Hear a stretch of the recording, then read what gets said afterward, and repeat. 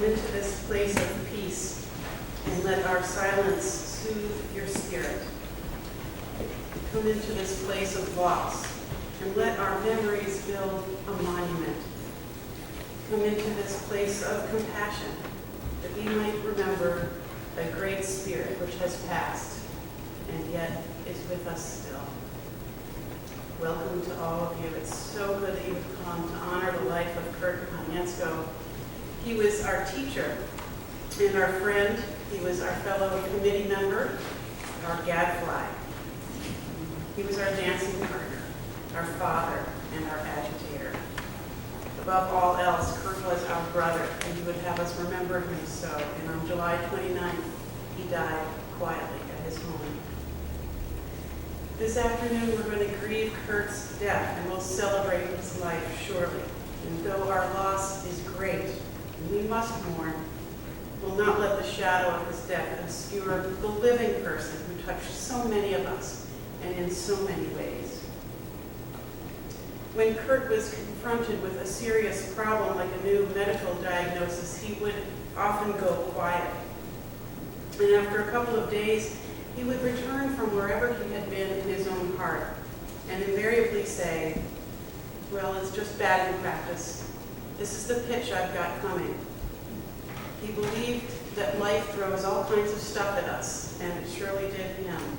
But what we do with it is entirely up to us. So this afternoon we will sing together and tell some stories. We will listen and remember each in our own way what Kurt would do when the pitch was loosed and came his way. As we begin, would you please stand as you're able and join in singing our opening hymn, number 6 in the hymn book, Just as Long as I Have Breath.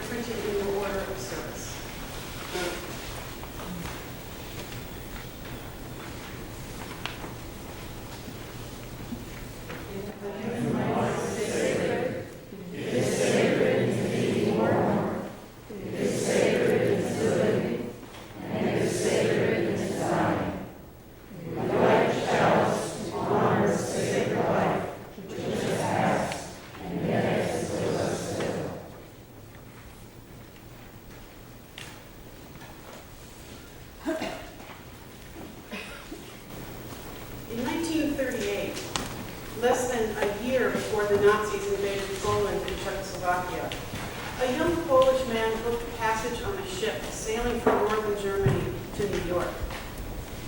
On the long trip across the Atlantic, the affable young man befriended the ship's captain and the captain's son.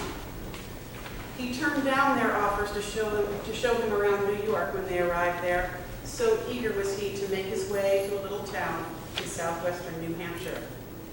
So there he was on his own, navigating his way around New York City, speaking virtually no English and, in his own words, still in knee pants. This remarkable young man was, of course, Kurt Konietzko. He was 14 years old. And as we well know, he was determined, affable, and stubbornly independent until the day that he died. We don't know very much about Kurt's early life because he didn't really like to talk about it.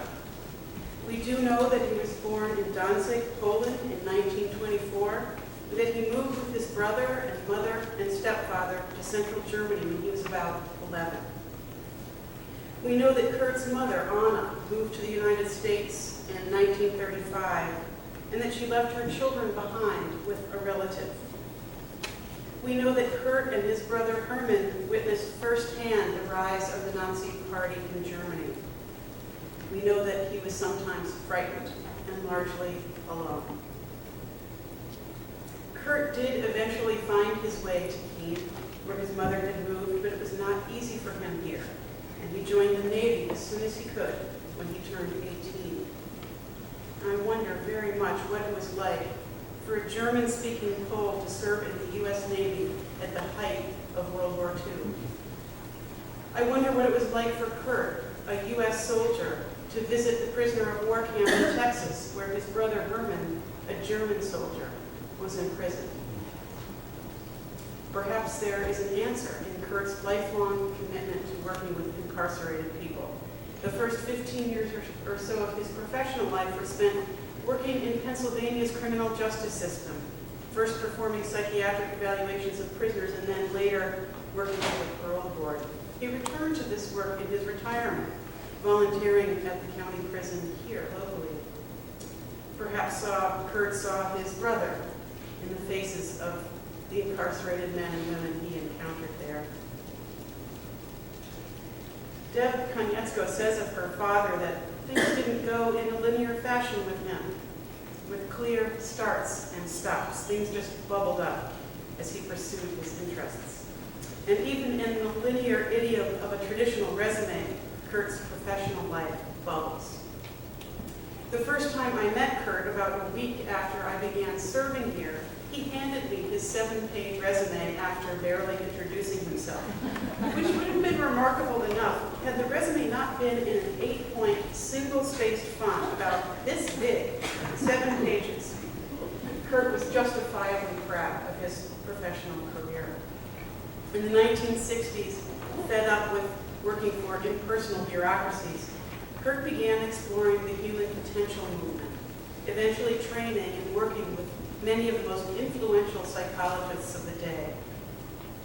Kurt thrived professionally during this period and devoted almost all of his time to his private practice, giving workshops and trainings, and as we all can imagine him loving, hosting a call-in radio show.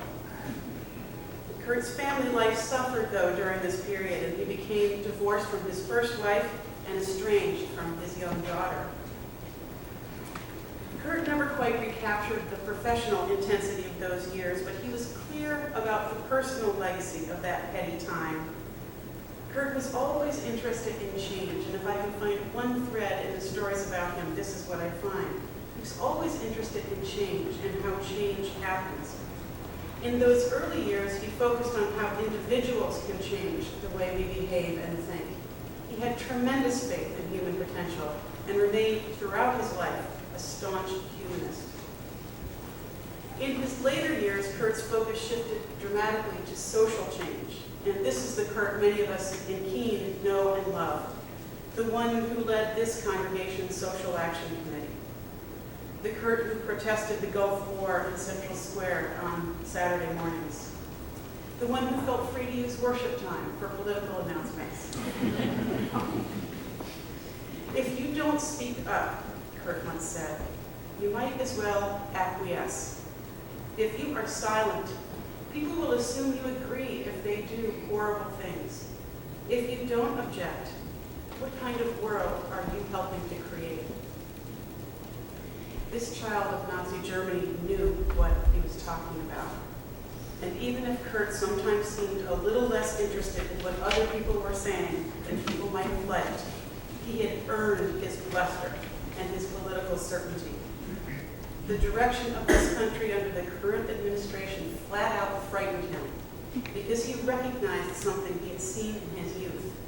A tinge of totalitarianism, yes, that, but even worse, complicity and inaction among common people.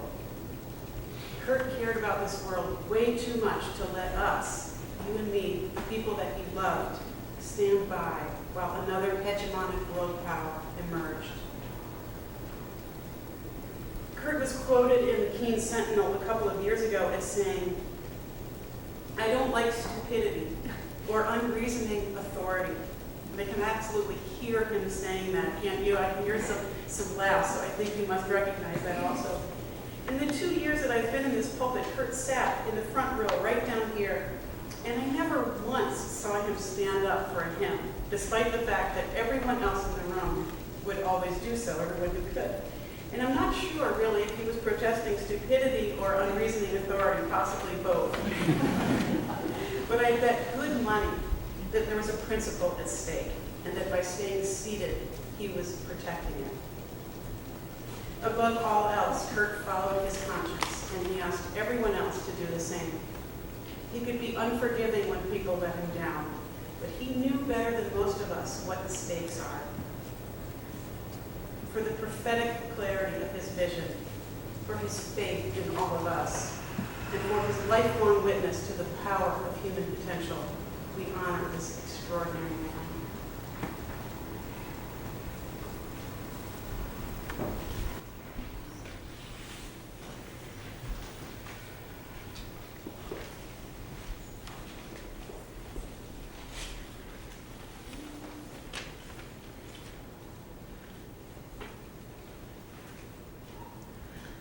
wanna die easy when I die.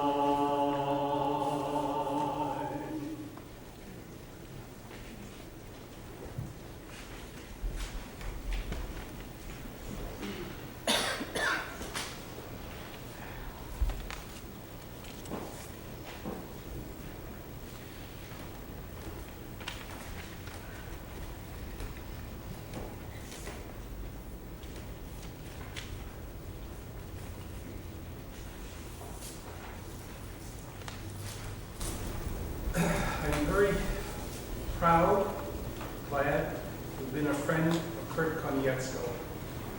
We met at this church almost exactly 3 years ago when he talked to me at coffee hour and, among other things, asked me if I ever played ping pong. I agreed to meet him at the senior center and for a friendly game, and I learned that this little old feeble senior citizen was actually masquerading. When we played ping pong, he showed me that he had a vicious forehand and backhand shot, and at least 3 different serves that were almost impossible to return. He was so proud when he won a silver medal at the state senior games a year ago.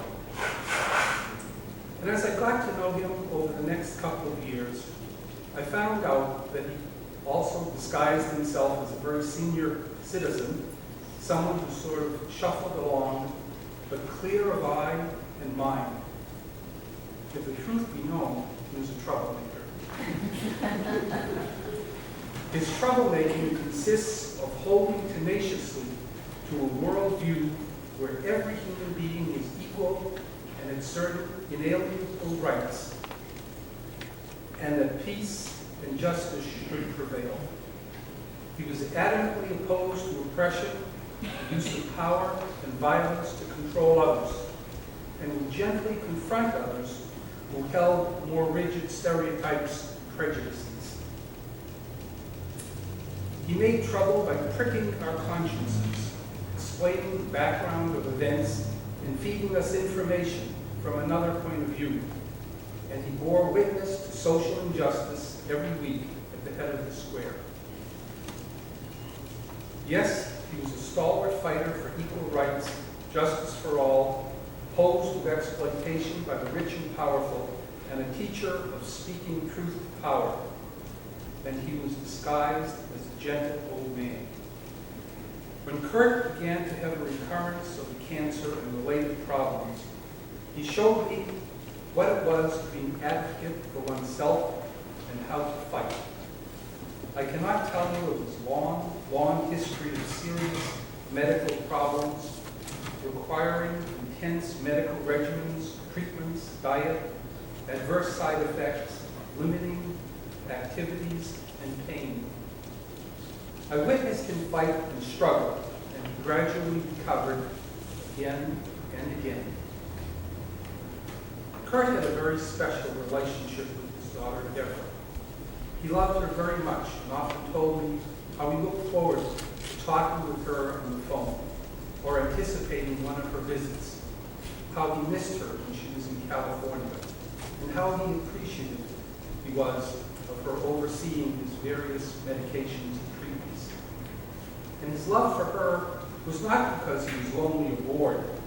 He went to the dances at the community church, at the community kitchen, and the senior center whenever possible, whether he felt good or bad, dressed to the hilt, a smile on his face and a twinkle in his eye, and looking forward to being with his special friend Trudy.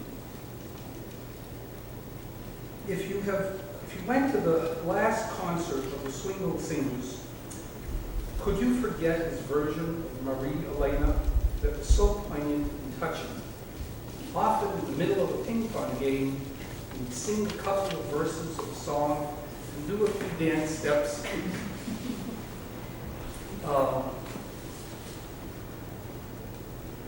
To show that his heart was full of joy and he was enjoying life. At the beginning of the summer, he began to fail and had several hospitalizations. The causes of his weakness, poor balance, and lethargy seemed to be related to some of his medications, and he was moved to Maplewood Nursing Home for rehab work. He told me when he was admitted and he could not walk unassisted that he was going to walk, he was going to dance, and play ping pong no matter what. And so he did. In fact, I played ping pong with him 2 days before his death, and he was in his old form, happy that he was winning again. Kurt was a remarkable man and has a special place in my heart and in this church. He was a person whose center was firmly rooted in the best and most altruistic values. His vision remained clear and focused on a better, more just, and compassionate world. I'm glad to have known him, and I celebrate his life.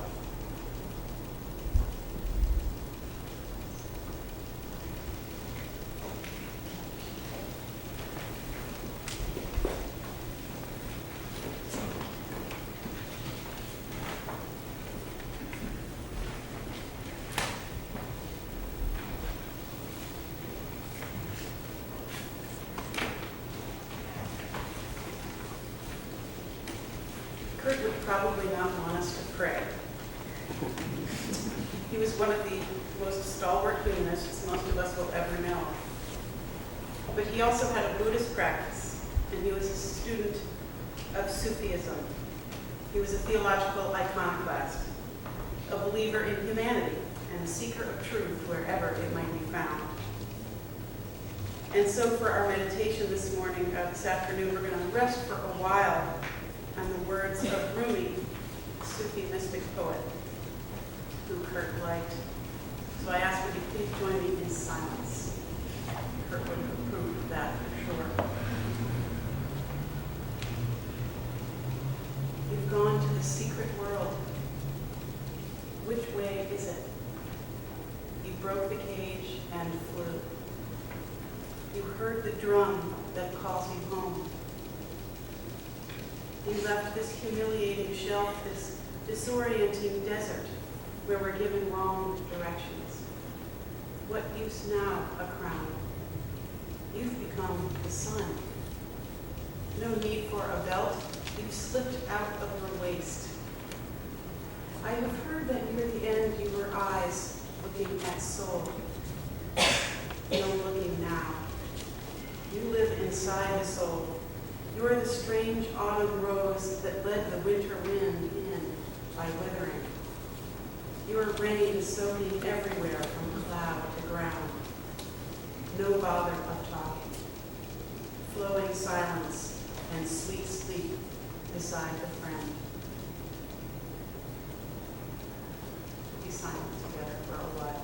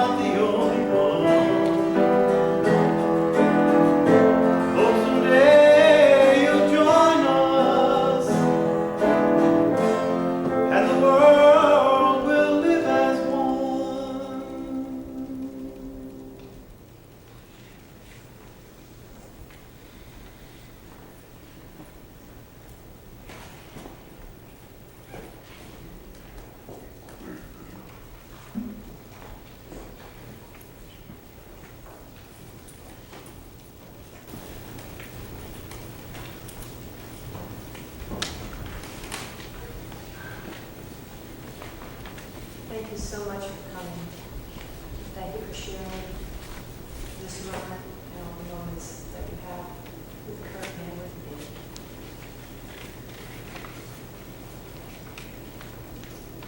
me. Most of you have seen Kurt's profile on the Keene Sentinel of January '03. Some of you have heard the talks he gave this spring at the church here, talking about what he learned through his particular life story and journey. And there's a CD for perusal, that CD, in the reception area. So what I'm going to talk about today is Kurt's heart mind. This is a phrase that's used in Buddhist philosophy to reflect the location of our spiritual or true mind in the heart.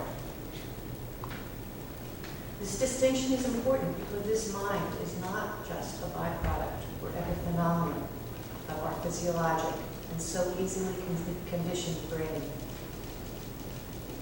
Oh, I might get a little bit wordy here. It's genetic.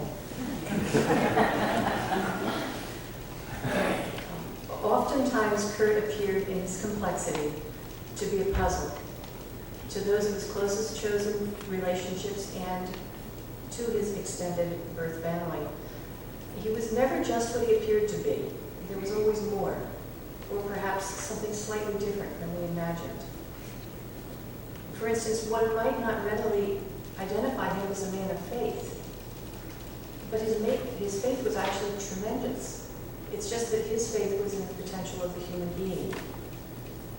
He did not believe that you should, or even had the right to, go along with the program unchallenged, to lead an unexamined life. He could be fierce about that, but then he had seen where that could lead.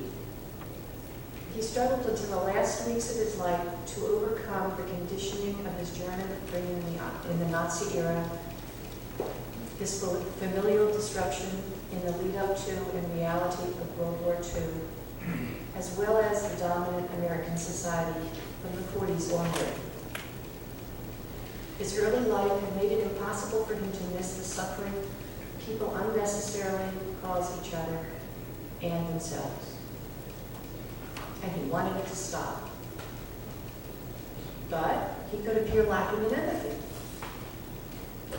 Yet he was calling for, demanding really, for people to get beyond their conditioned beliefs, calling for them to challenge and drop what he then called hang-ups and irrational beliefs. And so he could behave in a wrathful way with clients, family, and in later years, friends and the public. But he was doing this while seeking fundamental truths through ever-evolving analysis. Truths that he hoped and he believed would lead to skills that would ease suffering. He was very deliberate. But when I was a preteen, I remember meeting some of his clients, and they said Kurt had been the most positive influence in their life, and I could hardly believe it. His presence in my home had mainly brought heated argument and distress. But he was still young and focused on thinking processes alone. In order to grow, to find or recognize himself, and find a life worth living, he felt the need to distance himself from his past, as many young people do. He did maybe more of that, and he did it later in life than many people do, but it is frequently needed for the differentiation of self. In his case, in addition to war-torn Europe, to which he never returned, his birth family's losses and struggles, and his service in two wars, part of the past he left behind included the rigidifying structures of academia and the criminal justice system. It also included his first marriage and me.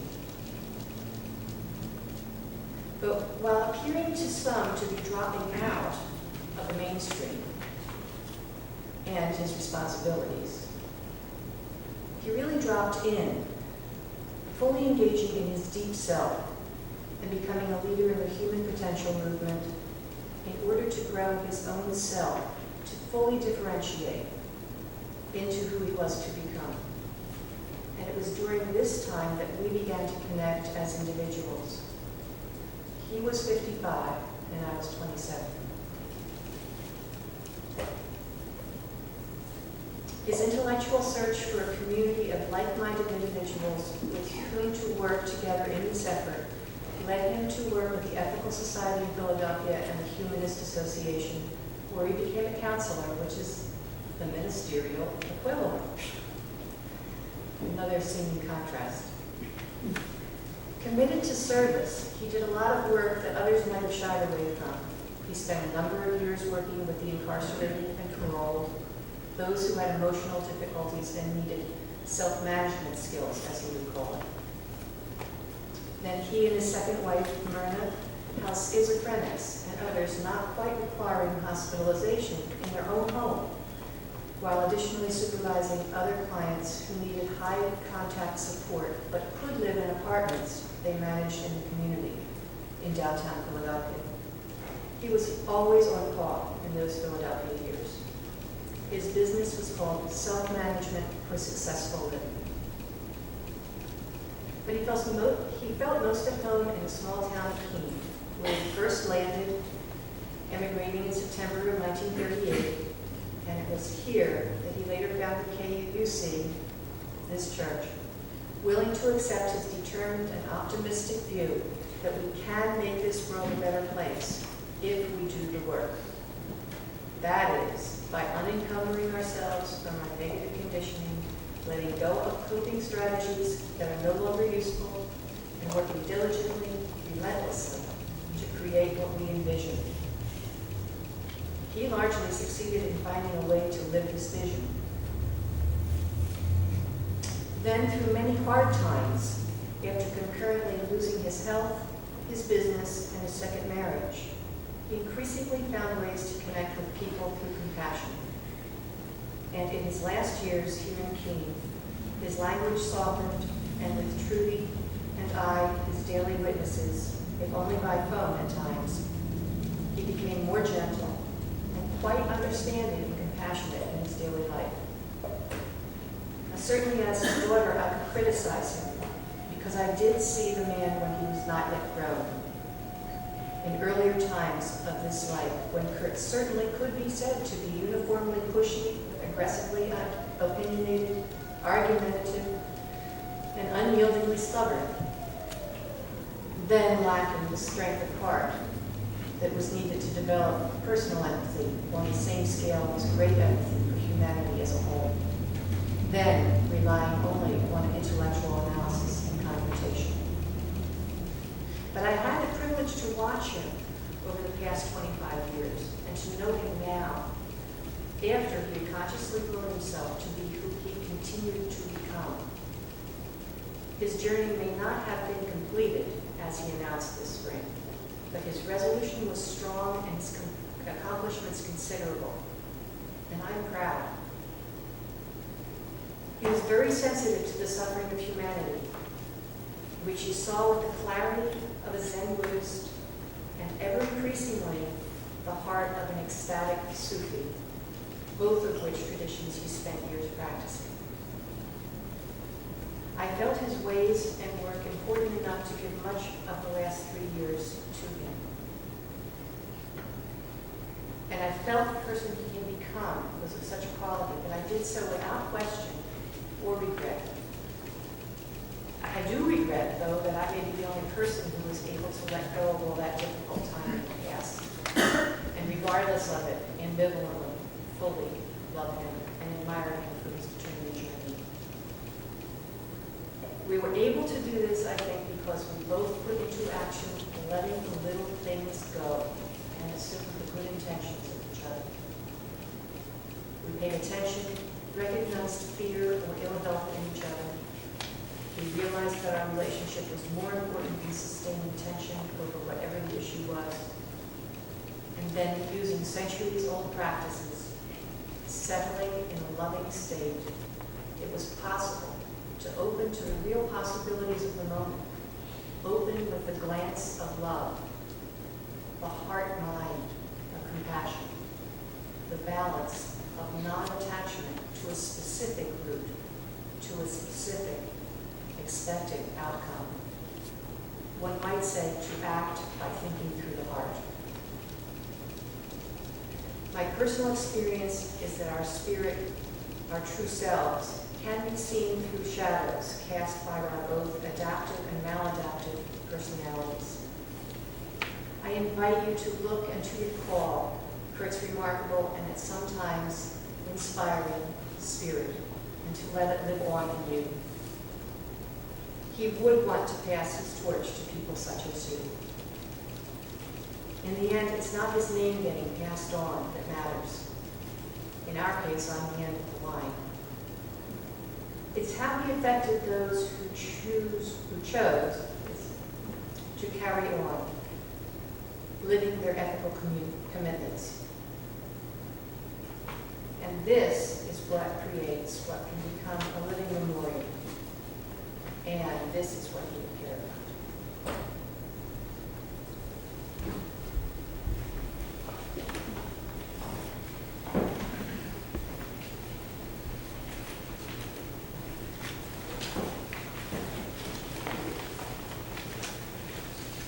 In Kurt's honor, would you please stay seated and join in singing the hymn, Let There Be Peace, the words to which are in your order.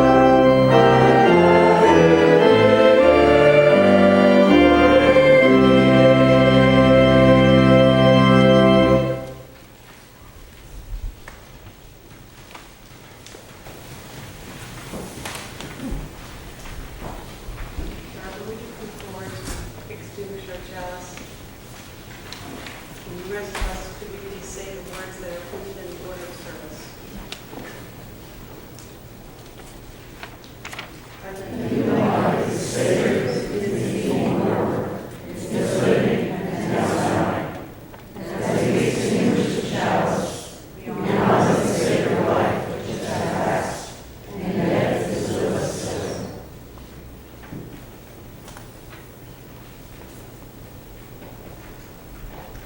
we've gathered this afternoon in the presence of a deep and abiding mystery. With humility, we recognize the veil which has fallen between us and the one we love. May the peace which passes all our understanding, the peace which comes with acceptance and thanksgiving, the peace of human potential in which Kirk so believed, may this peace abide with us all, this day and forevermore. And when you go, will you go in peace?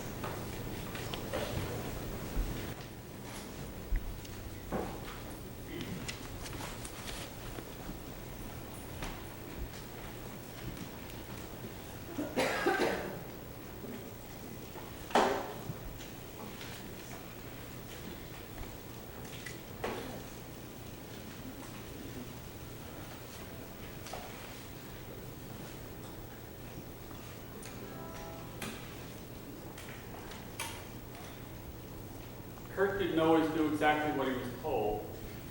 And so, in addition to the words that are marked as closing words in there, get up and stand up, we're going to sing 2 verses of This Land Is Your Land in his honor first. And then, how many people did get a handout of music words for Imagine and a couple of things that were piled in by the door? Some haven't.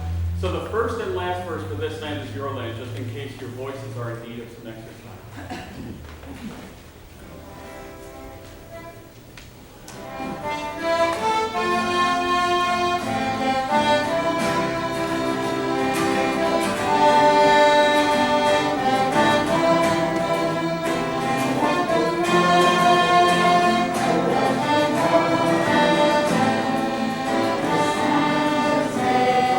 Verse 1. Land is your land, this land is my land. From California to New York Island, from the redwood forest to Gulf Stream waters. This land was made for you and me. Land first. As I went walking, I showed us my land. On the sign said no trespassing, but on the other side it didn't say nothing. That sign was made for you and me.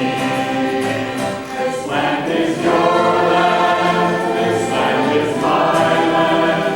From California to New York Island, from the redwood forest to the Gulf Stream waters. This land was made for you and me. Kurt liked to make noise. For our benediction tonight, following the beautiful words that Sue just gave us, we're going to have a challenge from Kurt to get up, stand up for your rights. So this is a Marley riff that we need to do. In case you hadn't noticed, Chris and I are white men. We're going to do our best to lead you in this sort of Bob Marley riff. And he might approve it if you want to stand up. Yeah, you may stand for this because it's not a hymn. And he stood with us in vigil for many years. We're just going to sing the chorus to it. I'm not even going to try to rap verses right now. That takes a little lubrication. Get up, stand up. Stand up for your rights. Get up, stand up. Don't give up the fight. Get up, stand up. Stand up for your rights. Get up, stand up. Don't give up the fight. One more time through. Get up.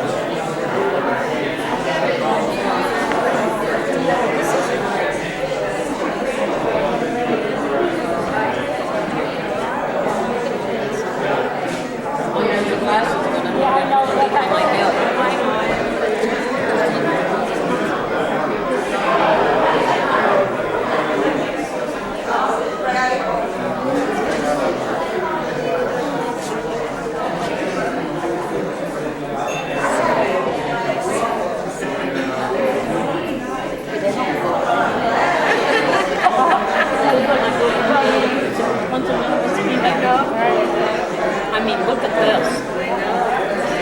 You couldn't have a no. And I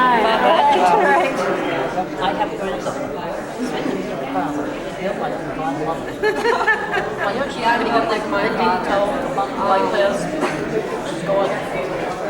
Just like a present. Yep. She's got all this vision. She's everything. Yep. Beautiful picture, Trudy. Look at this, Trudy. Recognize this? Yeah. Yup, that's you and Kurt. Oh, isn't this beautiful? How are you doing?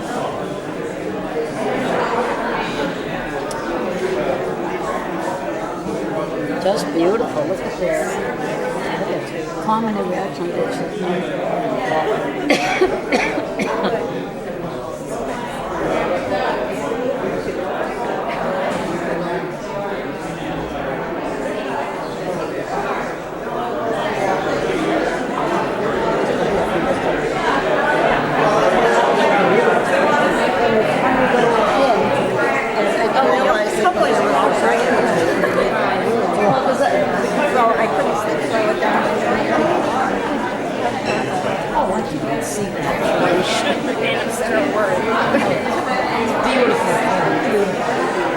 Life's too short to remain anything.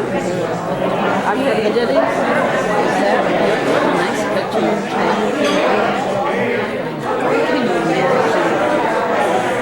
I gotta get some cold.